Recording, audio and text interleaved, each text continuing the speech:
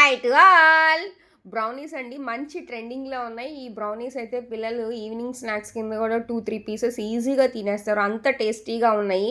ఇదొచ్చేసరికి ఎక్కడ నేను షుగర్ వాడలేదు, మైదా పిండి వాడలేదు. ప్రాసెస్‌లోకి వెళ్ళిపోతే ఒక జార్ తీసుకోండి, మిక్సింగ్ చేసే జారు.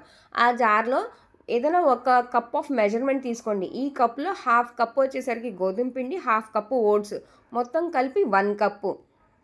ఆ 1 కప్పు జార్‌లో వేసి pumpkin seeds, water melon seeds and sunflower seeds and flax seeds అన్నీ 1 స్పూన్ వేసుకోండి. మిక్సీ చేయండి.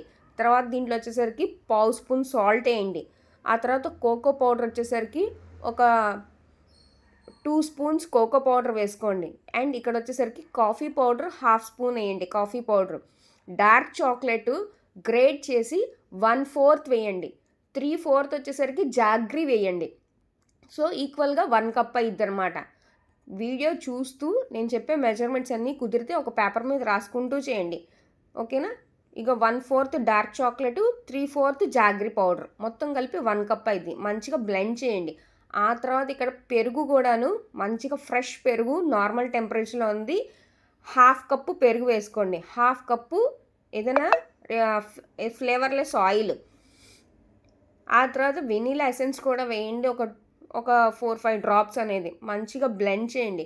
ఇప్పుడు ఇక్కడ కన్సిస్టెన్సీ చూసి మిల్క్ యాడ్ చేయండి. మిల్క్ అనేది కూడా మనకి ఎక్కువ ఏం పట్టదు. మిల్క్ కూడా కొంచెం పడుతుంది. ఒక 1/4 కప్ ఆఫ్ మిల్క్ పడుతుంది. కన్సిస్టెన్సీని మంచిగా చూసి రిబ్బన్ కన్సిస్టెన్సీ వచ్చాక ఇలా మౌండ్స్లోకి ఆయిల్ రాసుకొని డస్టింగ్ చేసుకొని బ్యాటర్ని పోసుకొని ట్యాప్ చేసి ప్రీహీట్ చేసిన దాంట్లో పెట్టండి. చాలా చాలా బాగుంటాయి. చాలా ప్లఫీగా వస్తాయి అండ్ చాలా టేస్టీగా ఉంటాయి.